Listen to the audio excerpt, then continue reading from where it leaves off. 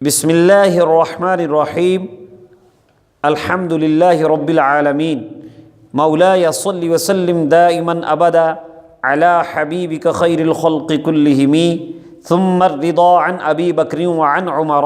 وعن علی وعن عثمان ذی الکرم۔ قبیلہ کارا کا کافر سردار ابن الدغینہ مکہ معظمہ کے قریب ایک مقام برق الغماد کے پاس پہنچتا ہے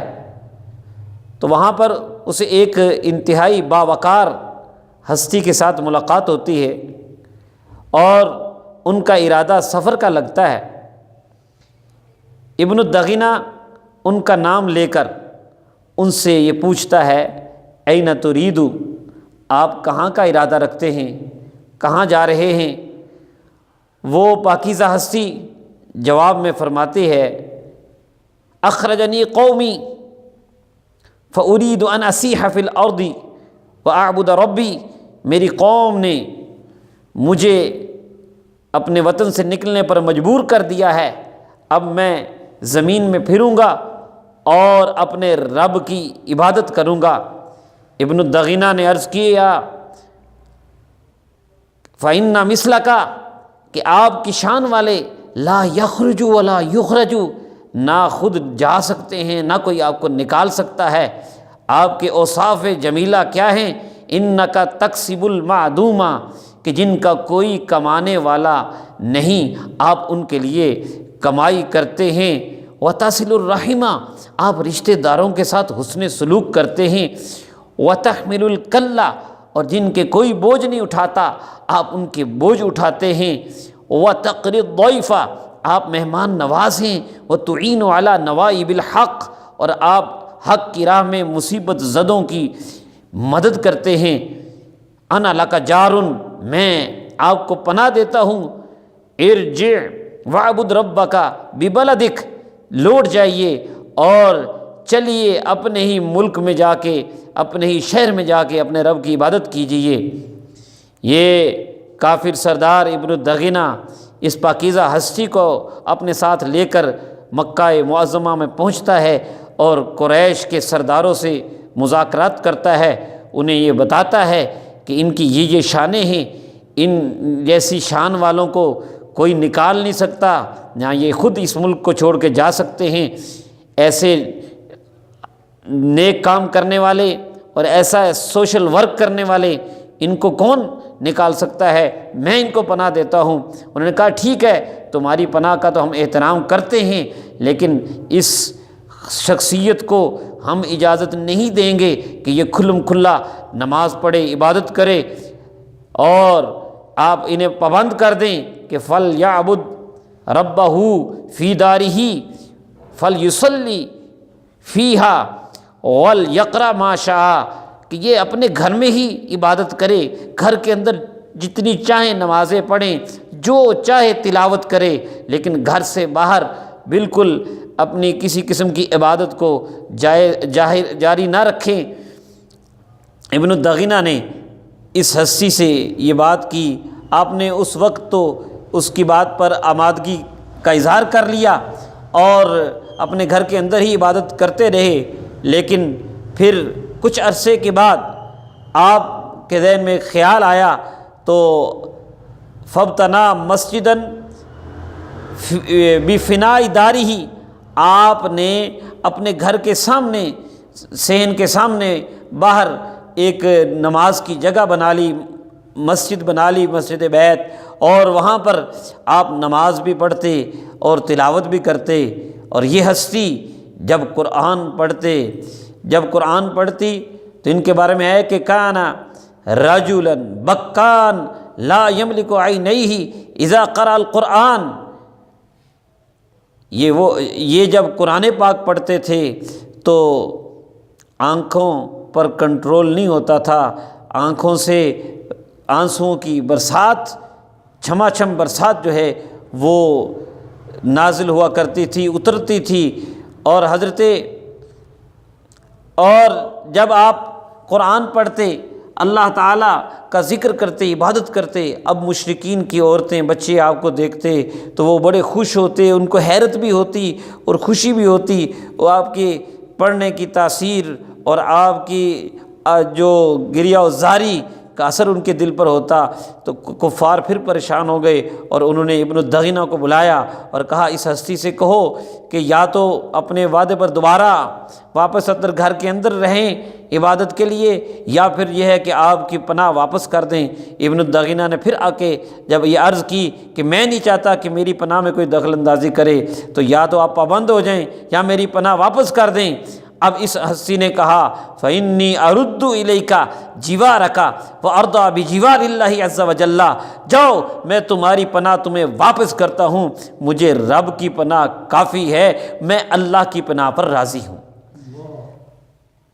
حضرات محترم، یہ جس ہستی کا ہم ذکر کر رہے ہیں کہ جو ہستی اللہ تبارک و تعالی کی محبت سے سرشار تھی، جو ہستی رب تبارک و تعالی کی پناہ پر خوش تھی، جو ہستی ایسے قرآن پڑھتی تھی کہ قرآن پڑھتے وقت ان کی آنکھوں سے آنسوؤں کی برسات جاری ہو جاتی تھی، جن کی عبادت اور جن کی تلاوت سے کفار خوف زدہ تھے کہ ان کے بچے، ان کی بیویاں جو ہیں ان کے دلوں پر اثر ہو رہا ہے، یہ ہستی اور کوئی نہیں، یہ میرے اور آپ کے آقا حضرت محمد مصطفیٰ صلی اللہ علیہ وسلم کے یار غار، رفیق خاص، وفادار ساتھی حضرت سیدنا ابو بکر صدیق رضی اللہ تعالیٰ عنہ کی ہے۔ اور اس حدیث کو امام بخاری رحمۃ اللہ تعالیٰ علیہ نے بخاری شریف میں مناقب الانصار میں، کتاب مناقب الانصار میں نقل کیا ہے، باب ہجرت النبی و اصحابہ الی المدینہ، اس کے اندر یہ حدیث شریف موجود ہے، حدیث کا نمبر 3905 ہے۔ اس حدیث کی راویہ سیدہ طیبہ طاہرہ حضرت عائشہ صدیقہ رضی اللہ تعالیٰ عنہا ہیں۔ اب اس حدیث شریف میں آپ نے واقعہ تو سنا اور حضرت سیدنا صدیق اکبر رضی اللہ تعالیٰ عنہ کی تلاوت کے حوالے سے بھی سنا کہ کان ابو بکر رجلا بکاء لا یملک عینیہ اذا قرأ القرآن، کہ قرآن اس سوز سے، اس ذوق سے، اس شوق سے پڑھتے تھے کہ قرآن پڑھتے وقت آپ کے اپنی آنکھوں پر بھی قابو نہیں ہوتا تھا اور آنکھوں سے آنسوں کی جھڑیاں لگ جاتی تھیں۔ وہ صدیق اکبر جس کے سوز کے بارے میں کسی نے کہا تھا کہ تڑپنے الہی تڑپنے پھڑکنے کی توفیق دے، دلے مرتضیٰ سوز صدیق دے، تو وہ سوز و گداز کے حامل حضرت ابو بکر صدیق رضی اللہ تعالیٰ عنہ، ان کی صفات آپ نے سنی اس حدیث میں۔ یہ حدیث 3905 میں جو 5 آپ کی صفات ابن الدغینہ کافر سردار نے ذکر کی ہیں، ان پر اگر آپ غور کریں تو یہ کچھ مختلف ترتیب کے ساتھ یہ وہی صفات ہیں کہ جو میرے اور آپ کے آقا محمد مصطفیٰ صلی اللہ تعالی وسلم جب حرا سے اتر کر نسخہ کیمیا ساتھ لے کر گھر پہنچے تھے، حضرت خدیجۃ الکبریٰ رضی اللہ تعالی عنہا سے عرض فرما رہے تھے کہ مجھے چادر اڑا دو، مجھے چادر اڑا دو، اور عرض کر رہی تھیں کہ کیا ہوا، تو نبی کریم صلی اللہ علیہ وسلم نے سارا واقعہ سنایا تھا۔ تو حضرت خدیجۃ الکبریٰ رضی اللہ تعالی عنہا اس وفا شعار زوجہ محترمہ نے عرض کیا تھا کلا واللہ ما یحزنک اللہ ابدا، ہرگز نہیں، اللہ کی قسم اللہ تعالیٰ کبھی بھی آپ کو رسوا نہیں کرے گا۔ اور یہ بخاری شریف کی حدیث نمبر 3 ہے، کتاب بدء الوحی کے اندر موجود ہے، اور اس میں باب کیف کان بدء الوحی الی رسول اللہ صلی اللہ علیہ وسلم میں یہ حدیث موجود ہے کہ وہاں وہ جو الفاظ ہیں وہ بھی وہی 5 صفات ذکر کرتی ہیں کہ اے محبوب آپ کو اللہ تعالیٰ کبھی بھی غمگین نہیں کرے گا۔ کیوں کہ انک لتصل الرحمہ، بے شک آپ صلہ رحمی کرتے ہیں، وتحمل الکلہ، آپ لوگوں کے بوجھ اٹھاتے ہیں جن کا کوئی بوجھ اٹھانے والا نہیں، ان کے بوجھ اٹھاتے ہیں،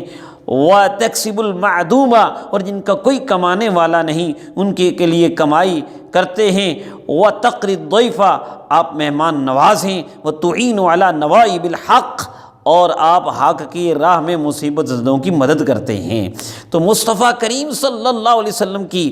جتنی جو صفات خدیجۃ الکبریٰ رضی اللہ تعالی عنہا نے یہاں بخاری شریف کی حدیث نمبر 3 میں بیان کی ہیں، یہی صفات اس ابن الدغینہ نے سیدنا صدیق اکبر رضی اللہ تعالیٰ عنہ کی حدیث نمبر 3905 میں بیان کی ہیں۔ اس سے جو ہمیں ایک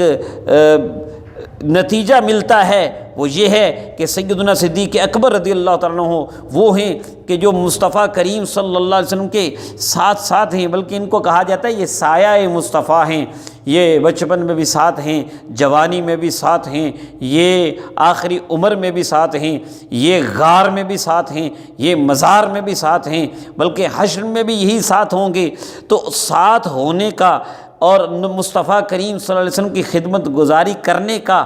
یہ نتیجہ اور یہ اجر اور یہ انعام آپ کو ملا ہے۔ میرے حبیب علیہ الصلوۃ والسلام نے ایسا نوازا ہے، اللہ تبارک و تعالیٰ نے ایسا کرم کیا ہے کہ ان کو محبوب کریم صلی اللہ علیہ وسلم کے صفات کا عکس جمیل بنا دیا ہے۔ اور مجھے وہ شیخ سعدی کی بات یاد آ رہی ہے کہ شیخ سعدی رحمۃ اللہ تعالیٰ علیہ نے گلستان میں یہ لکھا تھا کہ گلے خوشبوئے در حمام روزے، رسید از دست محبوب بدستم، بدو گفتم کہ مشکی یا عبیری کہ از بوئے دل آویز تو مستم، بگفتہ من گلے ناچیز بودم ولیکن مدت بگل نشستم، جمال ہم نشیں در من اثر کرد وگرنہ من ہما خاکم کے ہستم۔ یعنی شیخ سعدی کہتے ہیں کہ میں نے ایک خوشبودار مٹی کو جب دیکھا نا تو اس مٹی سے میں نے پوچھا کہ یہ مٹی تو اس سے خوشبو کیوں آ رہی ہے، تو مشک ہے یا عبیر ہے، تو کون سی خوشبو ہے؟ اس نے کہا میں مشک عبیر نہیں، میں تو مٹی ہی ہوں، لیکن میں ایک مدت ایک عرصہ پھولوں کے ساتھ رہی ہوں، پھولوں کے ساتھ رہتے رہتے جمال ہم نشی در من اثر کرد، جس کے صحبت میں، جس کے ساتھ میں، جس کی سنگت میں میں رہی ہوں اس کا اثر مجھ پہ ہو گیا ہے اور میرے اندر بھی وہی خوشبو آ گئی ہے۔ تو مصطفیٰ کریم صلی اللہ تعالیٰ علیہ وسلم کا عکس جمیل حضرت سیدنا صدیق اکبر رضی اللہ تعالیٰ عنہ ہیں، اور ان کے اندر یہ صفات پائی جاتی ہیں۔ اللہ تبارک و تعالیٰ نے اپنے محبوب کریم علیہ الصلاۃ والتسلیم کے لیے دوست بھی ایسا چنا ہے جو ہر عیب سے پاک ہے، کیونکہ خلقت مبرأ من کل عیب کأنک قد خلقت کما تشاء، محبوب کو ہر عیب سے پاک پیدا کیا گیا ہے۔ حضرت حسان بن ثابت رضی اللہ تعالیٰ عنہ نے یہ کہا کہ اے محبوب آپ کو ہر عیب سے پاک پیدا کیا گیا ہے، تو اللہ تعالیٰ نے یہ عیب بھی نہ گوارا کیا کہ کوئی یہ کہے کہ آپ کے دوست ایسے تھے۔ دوستی کے حوالے سے بھی تو لوگ انگلیاں اٹھاتے ہیں نا، تو اللہ تعالیٰ نے محبوب کے دوست بھی بے عیب رکھیں تاکہ کوئی انگلی نہ اٹھا سکے۔ حضرت سیدنا صدیق اکبر رضی اللہ تعالیٰ عنہ یہ نبی کریم صلی اللہ علیہ وسلم کی اطاعت کا حق ان نے ایسے ادا کیا ہے کہ ان کی صفات کو اپنایا ہے۔ اور اس سے ایک سبق ہمیں یہ بھی ملتا ہے کہ اگر ہم دنیا میں عزت چاہتے ہیں، دنیا میں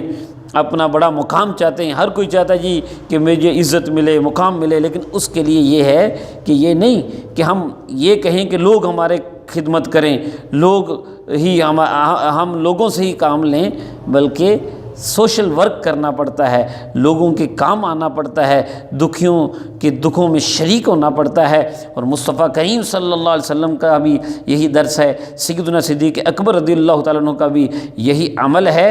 اس حدیث شریف میں ایک اور بات بھی بڑی اہم ہے جو نوٹ کرنے والی ہے۔ اس حدیث شریف کے آغاز میں حضرت سیدہ عائشہ صدیقہ رضی اللہ تعالیٰ عنہ اس حدیث کی راویہ ہیں، وہ یہ کہتی ہیں، فرماتی ہیں لم اعقل ابوی قط الا وہما یدینان الدین، کہ جب سے میں نے ہوش سنبھالا ہے میں نے اپنے والدین کو ایمان کی دولت سے ہی مالا مال دیکھا ہے۔ اور دوسری بات وہ فرماتی ہیں کہ وَلَمْ يَمُرَّ عَلَيْنَا يَوْمٌ الا یاتین فیہ رسول اللہ صلی اللہ تعالی علیہ وسلم طرفی النہار بکرۃ وعشیہ، کہ کوئی دن بھی ایسا نہیں گزرتا تھا ہمارے اوپر کہ جس دن رسول اللہ صلی اللہ علیہ وسلم دن کے دونوں کناروں میں صبح اور شام ہمارے پاس تشریف نہیں لاتے تھے۔ تو یہاں پر جو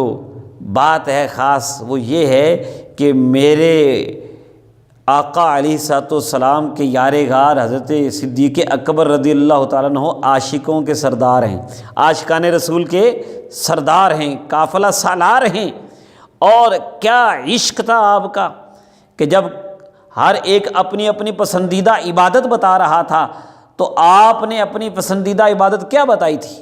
النظر الی وجہ رسول اللہ صلی اللہ علیہ وسلم، کہ رسول کریم صلی اللہ علیہ وسلم کا چہرہ ہو اور میں دیکھتا رہوں،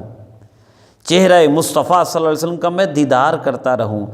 ادھر بھی تڑپ یہی ہے کہ دیدار مصطفیٰ نبی کریم صلی اللہ علیہ وسلم کی بارگاہ کی حاضری کے ہر دم مشتاق رہتے ہیں۔ ادھر سے بھی کرم ہے مصطفیٰ کریم صلی اللہ علیہ وسلم کا کہ نبی کریم صلی اللہ علیہ وسلم کی طرف سے بھی محبت کا یہ انداز ہے کہ حضور علیہ الصلوۃ والسلام دن میں ایک نہیں 2 مرتبہ قدم فرماتے ہیں، صبح بھی جاتے ہیں شام کو بھی جاتے ہیں۔ تو یہ مصطفیٰ کریم صلی اللہ علیہ وسلم کا خاص عنایت۔ ہم تو یہ کہتے ہیں نا کہ سنا ہے کہ آپ ہر عاشق کے گھر تشریف لاتے ہیں، تو جب ہر عاشق پر کرم فرماتے ہیں، یہ تو عاشقوں کے امام ہیں، ان کے ساتھ نبی کریم صلی اللہ علیہ وسلم کی محبت اور شفقت کیسی ہوگی اس کا اندازہ اس حدیث کے ان الفاظ سے لگتا ہے۔ تو اس لیے ہم دعا کرتے ہیں کہ اللہ تبارک و تعالی ہمیں سیدنا صدیق اکبر رضی اللہ تعالیٰ عنہ کی سیرت سے درس حاصل کر کے اپنی زندگیاں سنوارنے کی توفیق عطا فرمائے۔ جس سوز سے وہ عبادت کرتے تھے، جس ذوق اور شوق سے وہ قرآن پڑھتے تھے، جس سوز و گداز کے ساتھ وہ تلاوت کرتے تھے، اور پھر عبادت تلاوت کے ساتھ ساتھ خلق خدا کی خدمت، یہ جو اوصاف ذکر کیے گئے ہیں یہ ہمارے لیے درس ہے کہ ہم بھی ان پر عمل کریں۔ عشق رسول صلی اللہ تعالی وسلم سے سرشار ہیں، اللہ تعالیٰ کی محبت میں عبادت اور تلاوت کرنے والے ہیں، اور اللہ کی مخلوق کی خدمت کرنے والے ہیں۔ تو ذرہ عشق نبی از حق طلب، ذرہ عشق نبی از حق طلب، سوز صدیق و علی از حق طلب، وما علیہ الا البلاغ۔